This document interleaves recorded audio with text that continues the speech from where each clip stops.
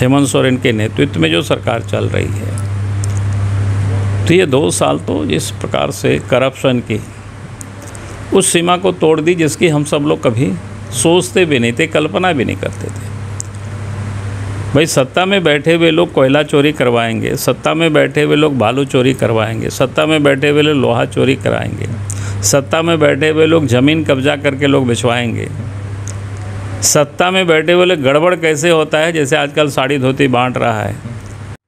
Law and order और इस प्रकार से भ्रष्टाचार चरम पर पहुंच जाएगी, क्योंकि अब तो हर साल लोग बोलते हैं कि ट्रांसफ़र पोस्टिंग में पैसे लगते हैं, बिना पैसे से कोई ट्रांसफ़र पोस्टिंग ही नहीं होता है, और उसमें भी कोई गारंटी नहीं रहता है कितना दिन रहेंगे। मैंने एक प्रकार से उसमें भी हर 6 महीना में रिचार्ज करना होता है, या कोई और मालदार पार्टी मिल गया उससे अधिक पैसा देने वाला, तो उनको हटा करके फिर दूसरों को पदस्थापित करना। देखिए, मैं तो कहूँगा कि पहले सरकार को अपनी विभाग में तो सुनिश्चित करनी चाहिए ना, और जहाँ इनका काम चलता है वहाँ तो कुछ बोलते नहीं हैं। हम तो अभी पाकुड़ गए थे, वहाँ एक पाचोवाड़ा कोल माइंस है, और उस कोल माइंस में लोगों ने तो यहाँ तक बताया कि सरकार में जो बैठे हुए लोग महत्वपूर्ण लोग हैं, उन लोगों की वहाँ पे लोडर वगैरह चलती है। लड़के लोग मिले, बताए लोगों ने, हमें तो यहाँ तक लोग बताया कि भाई क्वेश्चन पेपर पहले लीक हो गया था। अब तो यहाँ तक चर्चाएँ होने लगी, 1 करोड़ से अधिक रुपयों की लेन देन की अभी बातें चलने लगी इस प्रकार से। तो कहाँ ये नौकरी दे पाएंगे? भाई हम कह रहे हैं कि अगर वो रिज़ल्ट सही था तो MR सीट अभी तक उन्होंने साथ साथ उसको जारी करना चाहिए, क्यों नहीं जारी किया? आप तो उन सारी चीज़ों को बता नहीं रहे, दिखा नहीं रहे, तो इसे साफ लगता है कि मामला गड़बड़ है, दाल में काला है। नमस्कार, सुशल संवाद में स्वागत है। मैं शशि भूषण। आज हमारे साथ प्रतिपक्ष के झारखंड विधानसभा के नेता श्री बाबूलाल मरांडी जी हैं, और उनसे हम बात करेंगे वो लगातार जो है राज्य सरकार की नीतियों को लेकर, वो बेरोजगारी का मुद्दा हो या नियुक्तियों को लेकर या कानून व्यवस्था को लेकर लगातार सवाल उठाते रहते हैं।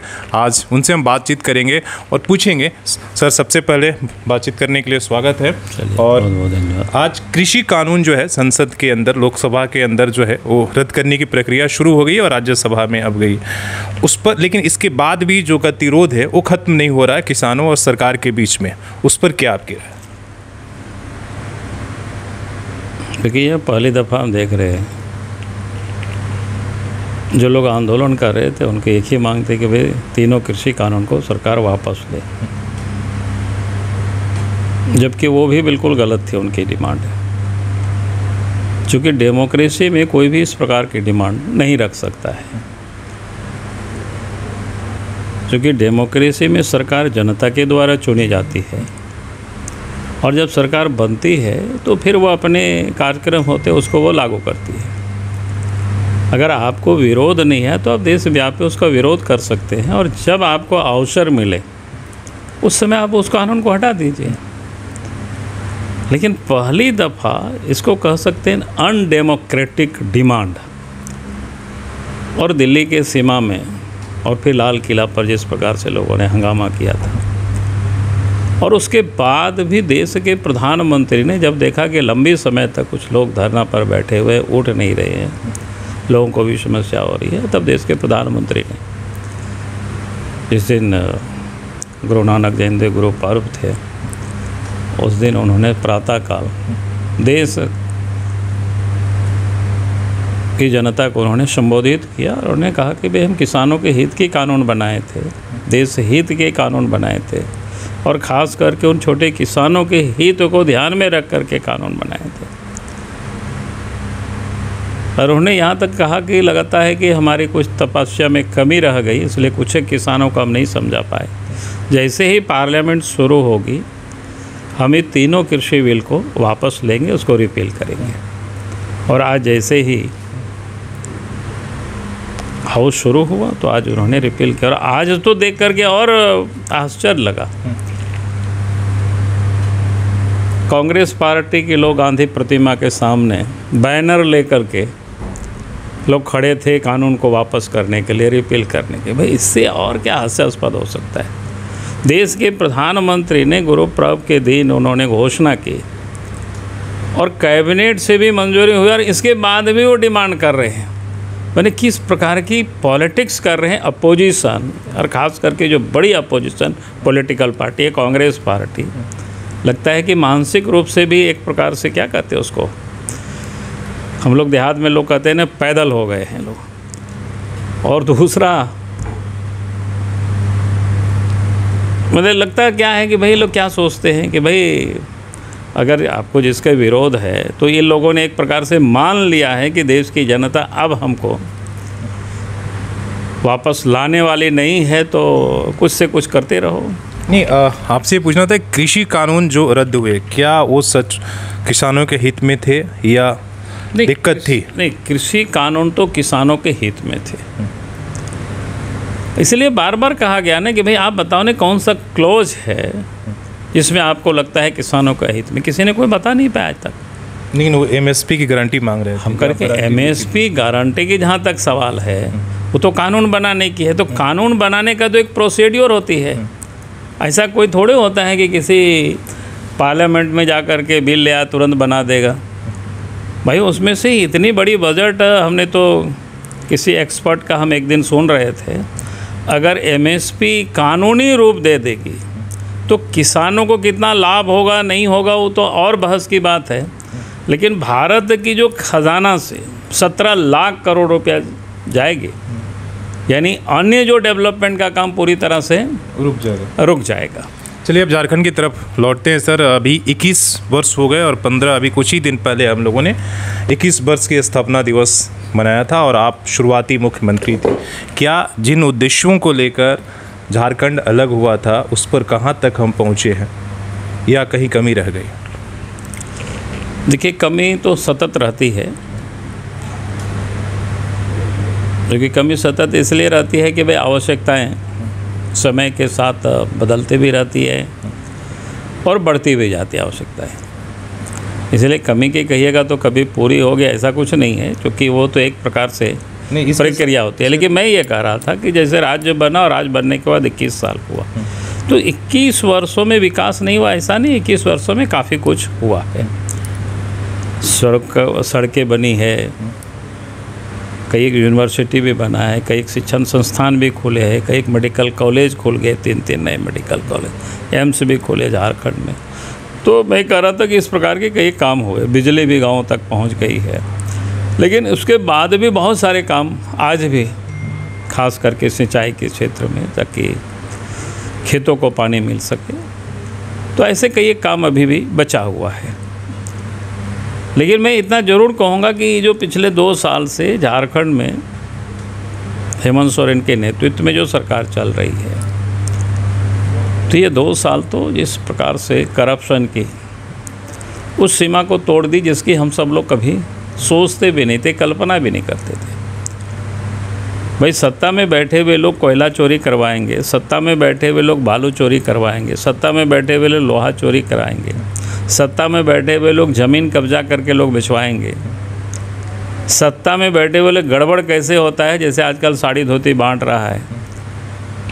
आपके द्वारा आपके कार्यक्रम भी चल रहा है। तो कार्यक्रम तो कुछ भी करे, लेकिन हमने कहा कि किस प्रकार से भ्रष्टाचार और लॉ एंड ऑर्डर इतनी बदतर हो गई है, तो हमें लगता है अखबार में देखेंगे तो रोज़ देखेंगे यहाँ गोली वहाँ गोली मार दिया, वहाँ महिलाओं के साथ बलात्कार की घटनाएं, तो ये आम हो गई है। किसकी कोई उम्मीद भी नहीं करते थे कि भाई इस हद तक लॉ एंड ऑर्डर और इस प्रकार से भ्रष्टाचार चरम पर पहुँच जाएगी। क्योंकि अब तो हर साल लोग बोलते हैं भाई ट्रांसफ़र पोस्टिंग में पैसे लगते हैं, बिना पैसे से कोई ट्रांसफ़र पोस्टिंग ही नहीं होता है, और उसमें भी कोई गारंटी नहीं रहता है कितना दिन रहेंगे। मैंने एक प्रकार से उसमें भी हर 6 महीना में रिचार्ज करना होता है, या कोई और मालदार पार्टी मिल गया उससे अधिक पैसा देने वाला, तो उनको हटा करके फिर दूसरों को पदस्थापित करना। तो ये बिल्कुल जिसको कह सकते हैं 2 वर्षों में करप्शन की कहानी इस प्रकार व्याप्त हो गई। कहीं भी आप जाएंगे, किसी से भी पूछेंगे, कहीं भी कोई काम सुगमता से अब हो नहीं रहा है। सर, कानून व्यवस्था की बात किया, नियुक्तियों को लेकर मुख्यमंत्री ने कहा था कि नियुक्तियों का बरस रहा, और आपका ही मतलब आपने लिखा है कि नियुक्तियों का सपना दिखा, छात्रों पर लाठियां बरसाने वाली सरकार अपने कुकर्मों पर पर्दा डालने की कोशिश कर रही है। राज्य की युवा और जनता इस झूठी और निकम्मी सरकार का सच जान चुकी है। तो सरकार तो बोल रही है कि हम नियुक्तियाँ लेकर आ रहे हैं। नहीं, वही कह रहा हूँ ना, पहले उन्होंने कहा था कि ये साल नियुक्ति का वर्ष रहेगा, तो बाकी नियुक्ति तो हुई क्या हुई आप सबको पता है। यूपीएससी की परीक्षा तो उन्होंने कराई।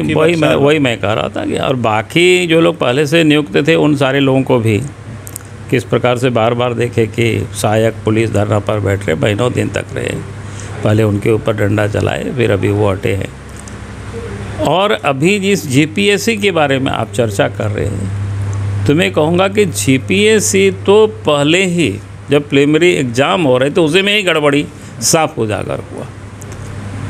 अब साफ कैसे, आप देखें, पहले तो सीरियल बच्चे पास किए हैं कुछ जगहों पर, साहेबगंज और क्या कहते हैं ये लाहौर दग्गा सेंटर से, और कई सेंटर से किस प्रकार से पास किए होंगे। रूम के कई बच्चे आ गए। हाँ, वही मैं कह रहा हूँ। और उसके बाद आज भी जो उन्होंने रिज़ल्ट दिया है, जो कम नंबर लाया है वो बच्चे पास कर गया, अधिक नंबर लाया वो बच्चे फेल कर गया। और जब चेयरमैन से लोग मिलते हैं तो बाएं दाएं वो बात करने लगते हैं, इधर से उधर बात करने लगते हैं। चेयरमैन ने तो कहा था कि मेरी चेहरे की तरफ देखिए, मुस्कुराहट को देखिए। अरे मुस्कुराहट देख करके क्या करेंगे, उनके सारे जवाब मिल जाएंगे। आपने वो बयान सुना होगा 2 दिन पहले। वही मैं कह रहा हूँ ना कि तो जिस व्यक्ति के ऊपर शुरू से ही हमें तो जानकारी मिली टाटा में उनके आर्थिक गड़बड़ी का केस चल रहा है, तो जिस व्यक्ति के ऊपर आर्थिक गड़बड़ी का आरोप हो, जिस व्यक्ति की राज्य के प्रति और काम के प्रति कोई कमिटमेंट नहीं हो, हर हमेशा देखे कि वो तो 2014 में तो हमें उनको चुनाव लड़ाए थे रांची से, बाद में फिर भाग करके इधर से उधर, और अचानक देखे हेमंत सोरेन की सरकार बनी तो उनको जीपीएससी के चेयरमैन बनाए। हमने तो उसी समय कई मित्रों को कहा, हमने कहा कि जीपीएससी तो डूबा। और आप तो जब ये रिज़ल्ट आने के बाद लड़के लोग मिले, बताए लोगों ने, हमें तो यहाँ तक लोग बताया कि भाई क्वेश्चन पेपर पहले लीक हो गया था। अब तो यहाँ तक चर्चाएं होने लगी, 1 करोड़ से अधिक रुपयों की लेन देन की अभी बातें चलने लगी इस प्रकार से। तो कहाँ ये नौकरी दे पाएंगे भाई। हम कह रहे हैं कि अगर वो रिज़ल्ट सही था तो एमआर सीट अभी तक उन्होंने साथ साथ उसको जारी करना चाहिए, क्यों नहीं जारी किया। वो एमआर सीट जो होती है करना चाहिए, हर बच्चों को पता होना चाहिए था कि हमने कितना लिखा, कितना हमको आया, नंबर कितना आया। आप तो उन सारी चीज़ों को बता नहीं रहे, दिखा नहीं रहे, तो इसे साफ लगता है कि मामला गड़बड़ है, दाल में काला है। सवाल ये है कि सर, जैसे आपने भ्रष्टाचार के बारे में बताया, बेरोजगारी को लेकर, 3 सारे मुद्दों को लेकर क्यों नहीं विपक्ष जो है का विपक्ष कमज़ोर हो गया, उनको लेकर सरकार को क्यों नहीं घेर पा रहा। नहीं, लगातार हम लोग आंदोलन कर रहे हैं, लेकिन हमने कहा जैसे कोरोना काल था तो इस कारण से थोड़ा आहिस्ते आहिस्ते चल रहा है। अभी तो 2 दिन पहले तो सभी राज्य के सभी प्रखंड मुख्यालयों में इन सारे मुद्दों को लेकर के, क्योंकि मुद्दा एक नहीं है, अनेक मुद्दा है। आपने जैसे विधानसभा में कमरा आवंटन को लेकर आप लोगों ने तो विधानसभा पूरा रांची को घेर लिया, लेकिन इन मुद्दों को लेकर ऐसे छात्रों को, मैं वही कह रहा हूँ, अभी छात्रों को लेकर के भी छात्र लोगों ने, जिस दिन आंदोलन हो रहा था हमारे भी वर्किंग कमेटी थी, और उस दिन पार्टी के हमारे 2 विधायक हम लोगों ने पार्टी की ओर से भेजा था कि हम लोग बैठे थे, बाकी वो लोग गए थे वहाँ पर, साथ दिए थे। और आगे भी हम लोग तय करेंगे कि इन मुद्दों को लेकर के किस प्रकार से हम लोग आगे जनता के बीच आए। लास्ट सवाल इसलिए कि हम लोग यहाँ बैठे हैं, कुल्हान में जेएमएम यहाँ कंपनियों के खिलाफ आंदोलन कर रही है कि 75% स्थानीय जो हमारे आदिवासी भाई हैं उनको वहाँ पर नौकरी मिले। आप इसको कैसे देख रहे हैं? देखिए, मैं तो कहूँगा कि पहले सरकार को अपनी विभाग में तो सुनिश्चित करनी चाहिए ना, और जहाँ इनका काम चलता है वहाँ तो कुछ बोलते नहीं हैं। हम तो अभी पाकुड़ गए थे, वहाँ एक पाचोवाड़ा कोल माइंस है, और उस कोल माइंस में लोगों ने तो यहाँ तक बताया कि सरकार में जो बैठे हुए लोग महत्वपूर्ण लोग हैं, उन लोगों की वहाँ पे लोडर वगैरह चलती है, और वहाँ 50% से क्या कहते हैं 75% करीब बाहर से ही, आंध्रा या तमिलनाडु से मजदूर आकर के काम कर रहे हैं। एक दिन भी हेमंत सोरेन नहीं बोलते। हमने तो जा कर के अभी हमारे लोगों ने मीटिंग किया था वहाँ पर, फिर हमने कहा है कि भाई अगर इसके बाद भी सरकार नहीं संभलेगी, नहीं सुधरेगी, तो आने वाला समय दिसंबर या जनवरी में वहाँ जा कर के बड़ा कार्यक्रम करेंगे।